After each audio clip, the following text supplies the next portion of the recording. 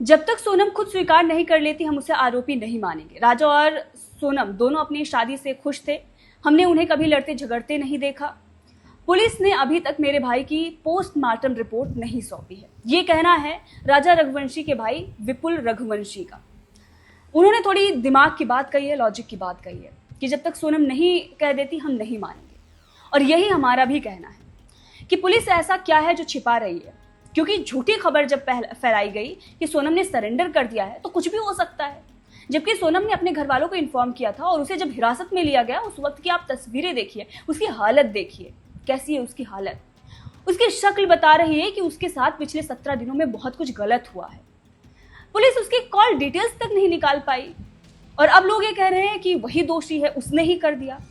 मतलब फिर तो जांच का कोई तुक ही नहीं बनता, आपने ही सब कुछ डिसाइड कर लिया है। मीम पेजेस और न्यूज़ चैनल, यहाँ तक कि नेता और जितने भी लोग हैं पक्ष विपक्ष के, सब डिसाइड करके बैठ गए हैं कि उसी ने गलत किया है। तो ऐसा क्या है इस पूरे मामले में कि पुलिस उसे सामने आने नहीं दे रही है?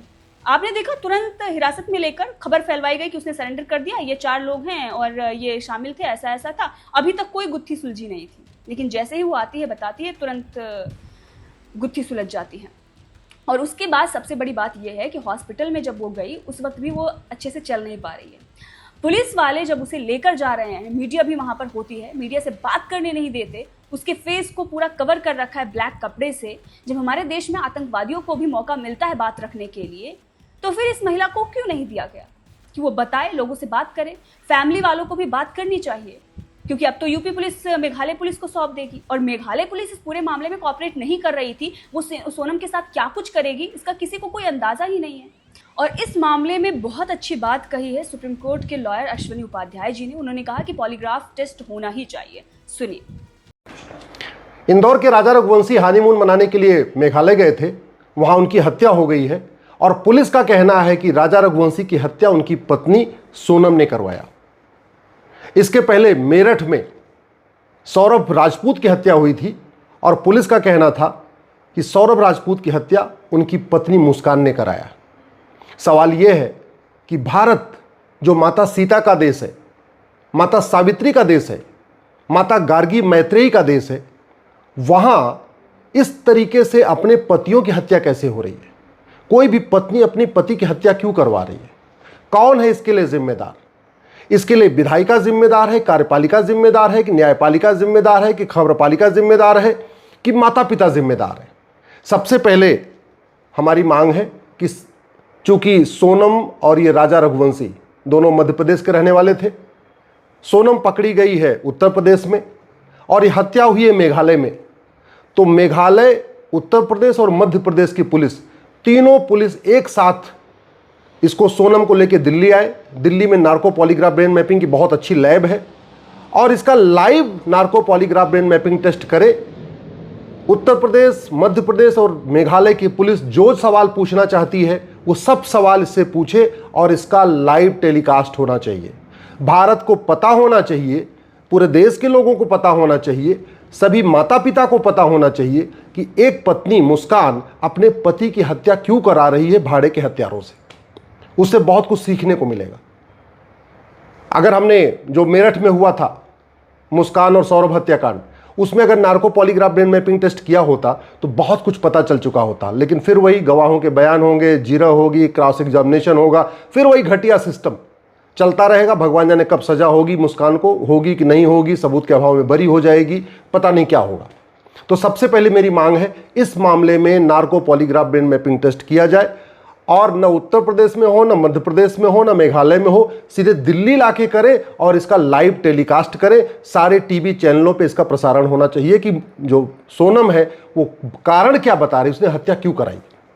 दूसरा, इसके लिए जिम्मेदार कौन है? क्या हमारी घटिया शिक्षा व्यवस्था जिम्मेदार है? क्या ये मैकाले की, मिशनरी की, मॉन्टेसरी एजुकेशन सिस्टम जिम्मेदार है जिसमें भारत का संस्कार सिखाया नहीं जा रहा? हमारे देश में 500 विदुषी वीरांगना माताएं हैं।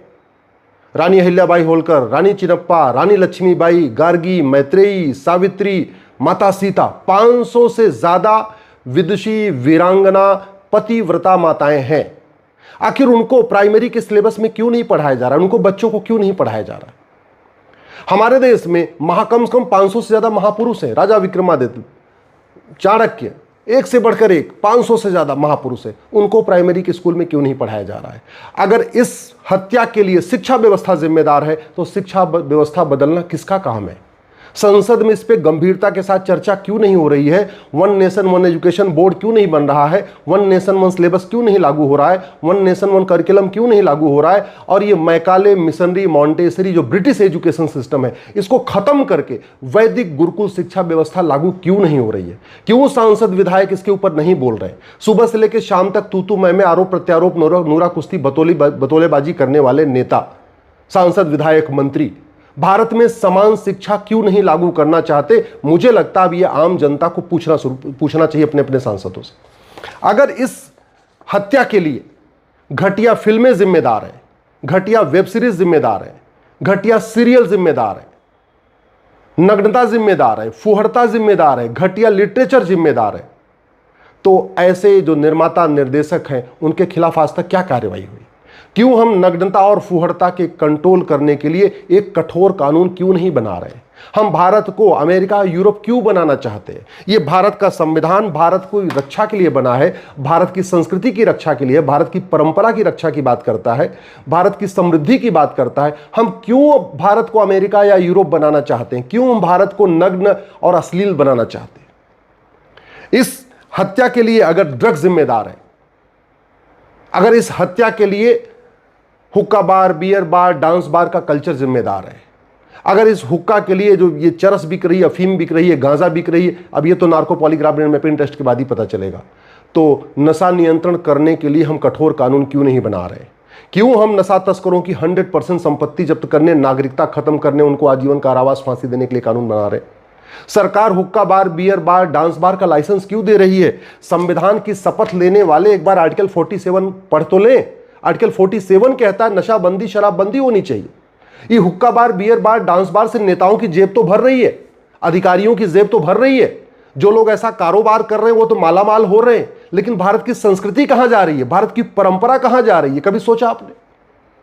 इसके ऊपर सवाल होना चाहिए। इस घटिया ये जो हत्या हुई है, अगर इसके लिए हमारा जुडिशियल सिस्टम जिम्मेदार है तो उस पर भी चर्चा होनी चाहिए। आखिर सुप्रीम कोर्ट के जजों ने लिव इन रिलेशन को मान्यता क्यों दिया? सुप्रीम कोर्ट के जजों ने मैरिटल रेप के ऊपर चर्चा करना क्यों शुरू किया? सुप्रीम कोर्ट के जजों ने समलैंगिकता को बढ़ाने का प्रयास क्यों किया? भारत का संविधान भारत की संस्कृति की रक्षा के लिए है या अमेरिकन कल्चर को प्रमोट करने के लिए या यूरोपियन कल्चर को प्रमोट करने के लिए? भारत का संविधान भगवान रामकृष्ण, हमारे महापुरुष है राजा विक्रमादित्य, चाणक्य, उनकी परंपरा को आगे बढ़ाने के लिए है या अमेरिका और यूरोप की परंपरा को आगे बढ़ाने के लिए? सच्चाई तो यह है, ये जो कुछ भारत में चल रहा है इसके लिए चारों स्तंभ जिम्मेदार हैं।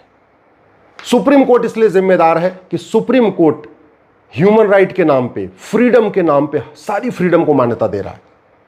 फ्रीडम ऑफ स्पीच के नाम पे इस घटिया स्टैंड अप कॉमेडी को मान्यता दे रहा है।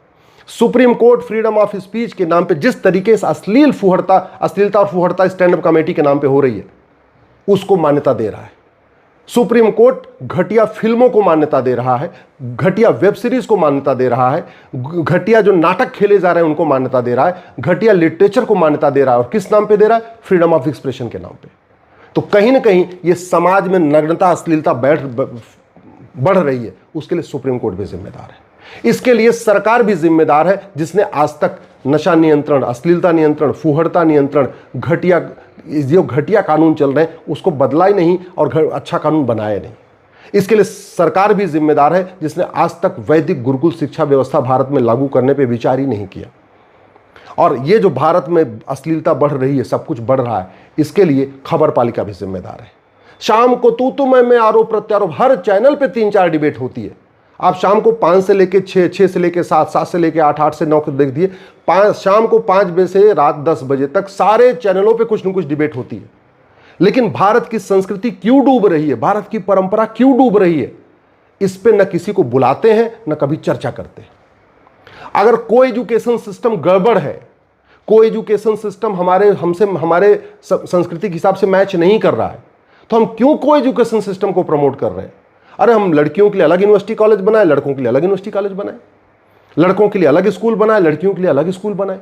अगर ये प्रॉब्लम है, तो अगर ये को एजुकेशन सिस्टम से प्रॉब्लम आ रही है तो हम उस पर ध्यान दें। अगर हमारा सिलेबस करिकुलम गड़बड़ है तो हम उसको बदलें। और इसके लिए समाज भी जिम्मेदार है। हम अपने सारे संस्कारों को भूल गए। 16 संस्कार होते थे, भूल गए। मंदिर जाना भूल गए। कथा में परिवार सहित जाते थे, भूल गए। भागवत कथा होती थी, राम कथा होती थी, घर में बैठ के वेब सीरीज देखेंगे, टीवी देखेंगे, बाकी और सब चैटिंग करेंगे, लेकिन कभी कथा सुनने नहीं जाएंगे परिवार को लेके। तो कहीं ना कहीं समाज भी जिम्मेदार है, माता पिता भी जिम्मेदार है, लेकिन सबसे ज़्यादा जिम्मेदारी इसकी किसी भी देश को सुरक्षित बनाने की जिम्मेदारी होती है जो लोग संविधान की शपथ लेते हैं। अल्टीमेटली सांसद, विधायक, मंत्री और जज संविधान की शपथ लेते हैं कि हम भारत की संस्कृति मजबूत करेंगे, भारत की परंपरा मजबूत करेंगे, भारत का ज्ञान विज्ञान मजबूत करेंगे। और किया क्या?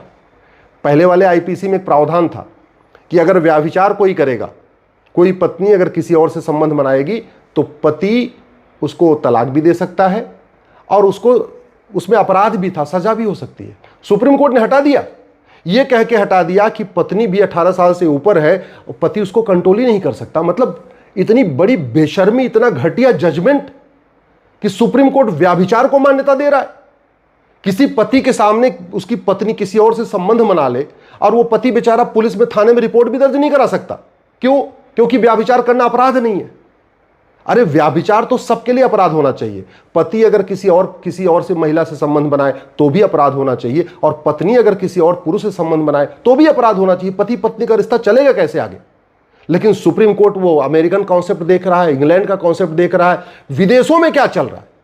सुप्रीम कोर्ट की सबसे बड़ी दिक्कत यही है, फैसला करते हैं भारत के लिए, फैसला करते हैं भारत की स्थितियों को देखते हुए, लेकिन जजमेंट पढ़ते हैं अमेरिका का और इंग्लैंड का और यूरोप का। ये सबसे बड़ी गलती हो रही है। भारत में शादी विवाह कोई कॉन्टेक्ट नहीं है कि हम अरब का जजमेंट उठा के पढ़ें। भारत में शादी विवाह कोई मौज मस्ती के लिए नहीं किया जाता कि हम अमेरिका और इंग्लैंड का जजमेंट उठा के पढ़ें। पूरी दुनिया में विवाह संस्कार केवल भारत में है, फिर हम अमेरिका और इंग्लैंड का हवाला क्यों दे रहे हैं? अमेरिका और इंग्लैंड का जजमेंट क्यों देख रहे?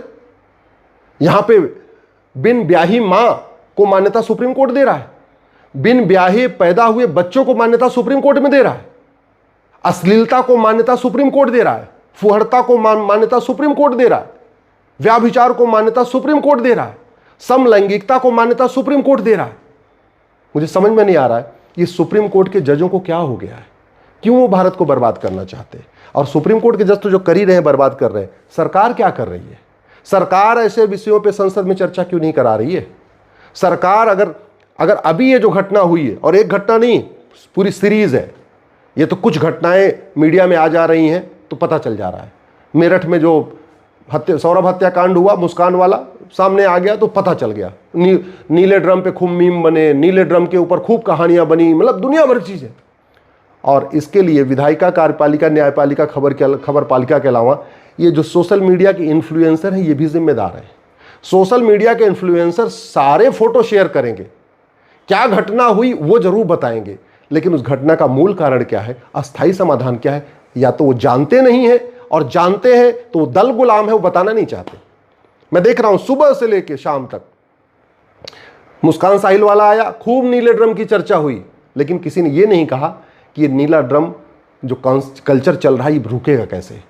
फिर एक मुस्कान सोनम हत्या कराती है अपने पति की, मेघालय में जाके खूब इसकी फोटो वायरल हो रही है, लेकिन कभी इस पर चर्चा ही नहीं हो रही है। इसलिए मेरा मानना है कि पहली बात तो सांसद, विधायक, मंत्री और जज भारत के संविधान को भारत के चश्मे से पढ़ें, अरब, दुबई, अमेरिका या यूरोप के चश्मे से मत पढ़ें।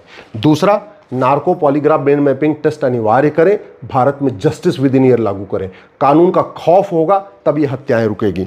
तीसरा, भारत में एजुकेशन सिस्टम को बदले। ये जो 65 एजुकेशन बोर्ड बने हैं, 65 तरीके के सिलेबस चल रहे हैं, 65 तरीके के करिकुलम चल रहे हैं, इन सबको खत्म करें। ये जो मैकाले, मिशनरी और ये जो मदरसा और मॉन्टेसरी एजुकेशन सिस्टम चल रहा है, जो ब्रिटिश एजुकेशन सिस्टम चल रहा है, इसको खत्म करें।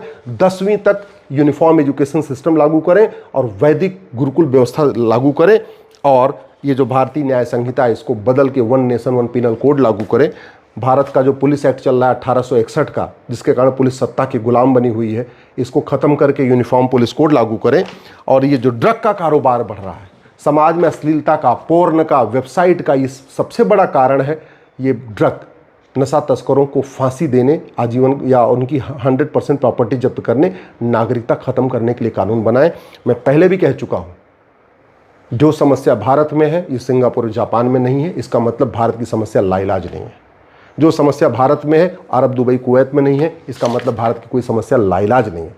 भारत का एजुकेशन सिस्टम दुनिया का सबसे बढ़िया होता था, आज के डेट में भारत का एजुकेशन सिस्टम दुनिया का सबसे घटिया एजुकेशन सिस्टम है। भारत का जुडिशल सिस्टम दुनिया का सबसे बढ़िया एजुकेशन सिस्टम होता, जुडिशल सिस्टम होता था। आज की डेट में भारत का जुडिशल सिस्टम वर्स्ट हो चुका है, घटिया हो चुका है। लोग परेशान हैं, 5 करोड़ केस चल रहे हैं, हजारों लोग परेशान हैं, फर्जी केसेस से परेशान हैं, लोग आत्महत्या कर रहे हैं। अरे जिसकी पत्नी किसी और के साथ सोएगी और वो FIR नहीं करवा पाएगा तो अंत में आत्महत्या करेगा ना, तो आत्महत्या करेगा। और करेगा क्या? यही आत्महत्या लोग कर रहे हैं। फर्जी SC ST केस के कारण आत्महत्या कर रहे हैं, फर्जी दहेज के कारण आत्महत्या कर रहे हैं, फर्जी जो है छेड़छाड़ के केस के कारण आत्महत्या कर रहे हैं। और हमने जो कानून बनाया है ये केवल और केवल जो एक तरफा बना दिया है, ये सबसे गड़बड़ किया है।